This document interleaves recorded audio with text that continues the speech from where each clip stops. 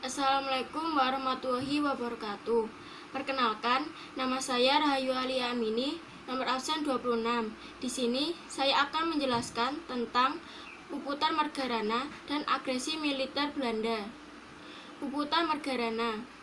Pertempuran Puputan Margarana merupakan salah satu pertempuran antara Indonesia dan Belanda dalam masa Perang Kemerdekaan Indonesia yang terjadi pada 20 November 1946. Pertempuran ini dipimpin oleh Kepala Divisi Sunda Kecil Kolonel I Gusti Ngurah Rai.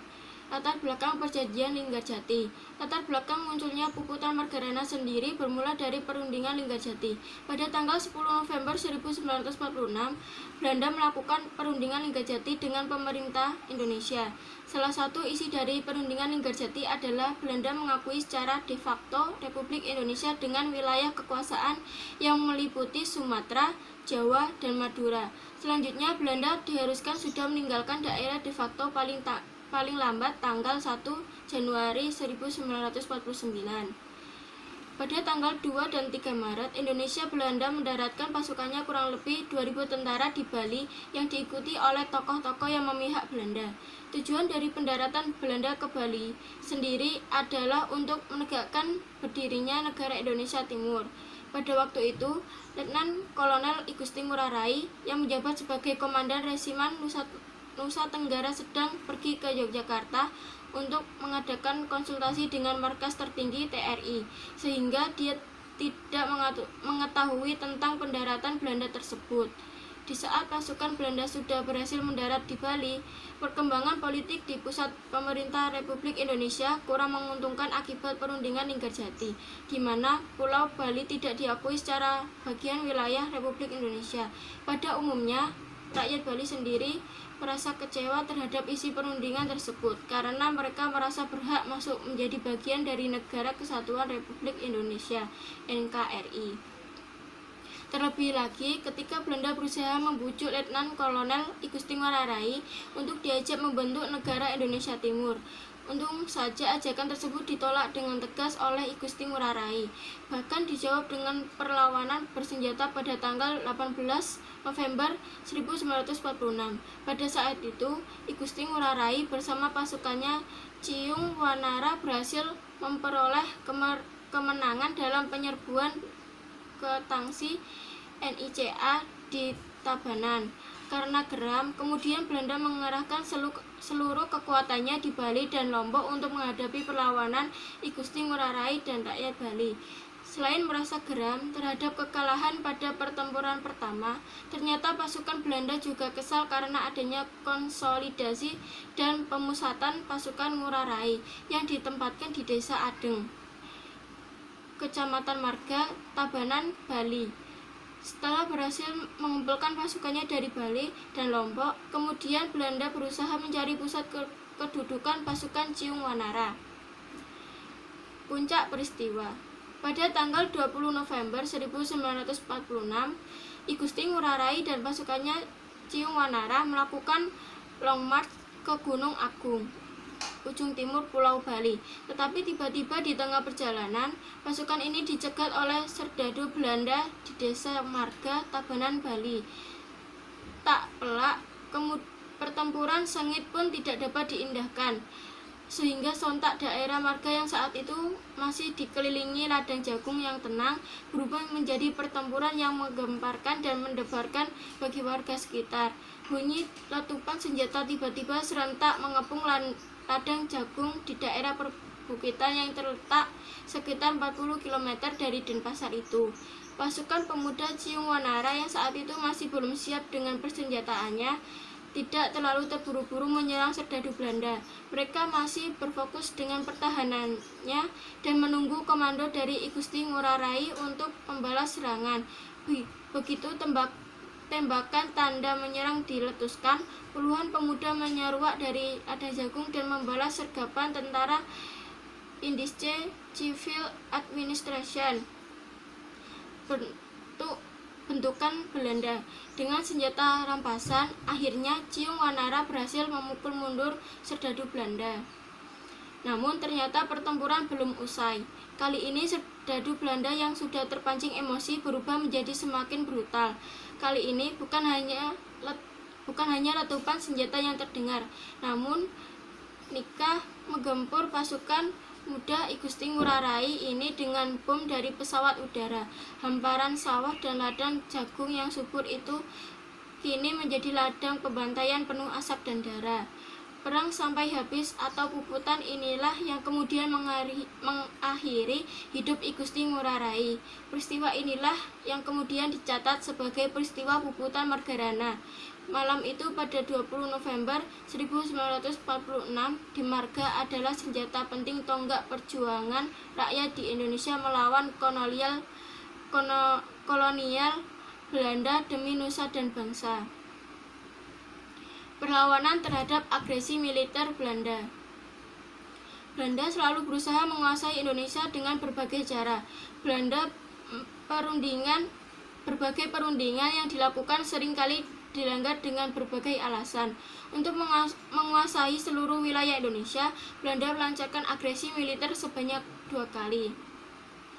Agresi militer Belanda 1. Agresi militer Belanda 1 direncanakan oleh Van Mook. Dia merencanakan negara-negara boneka dan ingin mengembalikan kekuasaan Belanda atas Indonesia.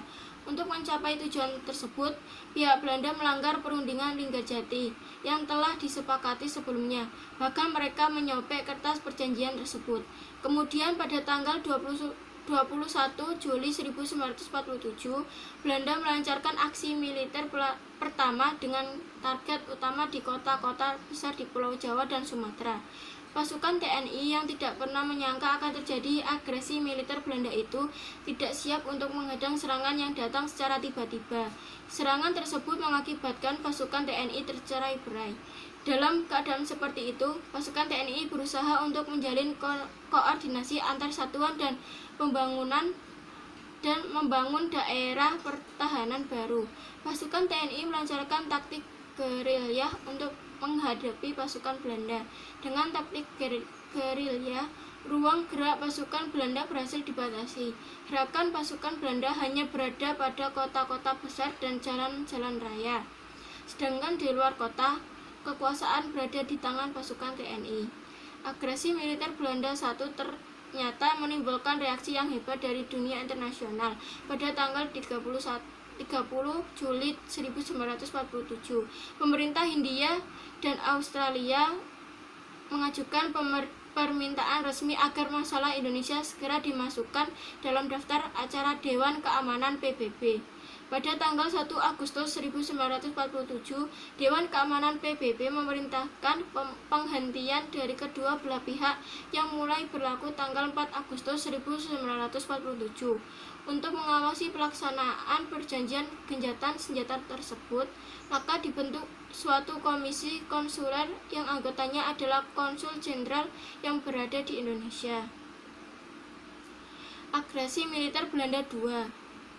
Agresi militer Belanda 2 dimulai ketika pihak Belanda yang tetap bersikukuh menguasai Indonesia mencari dalih untuk dapat melanggar perjanjian yang telah disepakati. Bahkan pihak Belanda menuduh jika pihak Indonesia tidak menjalankan isi perundingan Renville. Oleh karena itu, pihak TNI dan pemerintah Indonesia sudah memperhitungkan bahwa sewaktu-waktu Belanda akan melakukan aksi militernya untuk menghancurkan Republik dengan kekuatan senjatanya. Untuk menghadapi kekuatan Belanda itu, didirikan Markas Besar Komando Jawa NIBKD dengan dipimpin oleh Abdul Haris Nasution dan Markas Besar Komando Sumatera MBKS yang dipimpin oleh Kolonel Hidayat. Persiapan untuk menyelenggarakan pemerintahan militer juga dilakukan. Dalam pemerintah militer, kecamatan merupakan basis utama pertahanan dengan kekuatan utama tenaga rakyat yang ada di desa-desa. Pasukan TNI dan pejabat-pejabat pemerintah mempunyai tugas-tugas sebagai koordinator perlawanan di desa-desa. Tempat untuk mengusulkan kepala negara dan tokoh-tokoh pemerintah telah disiapkan. Pada hakikat, Republik Indonesia telah siap menghadapi agresi militer Belanda 2. Seperti yang telah diduga, Belanda benar-benar melakukan serangannya. Serangan dibuka tanggal 19 Desember 1948. Dengan taktik perang kilat, Belanda melancarkan serangan di semua front di daerah Republik Indonesia. Serangan diawali dengan perjuangan pasukan payung, penerjunan pasukan payung di Pangkalan Udang, Maguwo, dan dengan gerak cepat berhasil menduduki kota Yogyakarta. Presiden Soekarno dan Wakil Presiden Muhammad Hatta memutuskan untuk tetap tinggal di ibu kota, walaupun mereka tahu bahwa dengan demikian mereka akan ditawan dan oleh musuh. Alasannya agar mereka dapat melakukan kegiatan diplomasi dengan pihak Belanda. Di samping itu, Belanda tidak mungkin menjalankan serangan secara terus-menerus karena Presiden, Panglima tertinggi Angkatan Perang Indonesia, dan Wakil Presiden Menteri Pertahanan sudah berada di tangan mereka. Sementara itu, beberapa bulan sebelum Belanda melakukan serangan terhadap ibu kota Yogyakarta, Jenderal Sudirman menderita sakit paru-paru yang sangat parah, sehingga harus dirawat di rumah sakit dan kemudian dirawat di rumah. Ia berpesan jika Belanda menyerang kembali, maka ia akan memegang kembali pimpinan angkatan perang dan memimpin prajurit-prajuritnya melakukan perlawanan gerilya. Terima kasih. Sekian dari saya. Bila ada salah kata, mohon dimaafkan. Wassalamualaikum warahmatullahi wabarakatuh.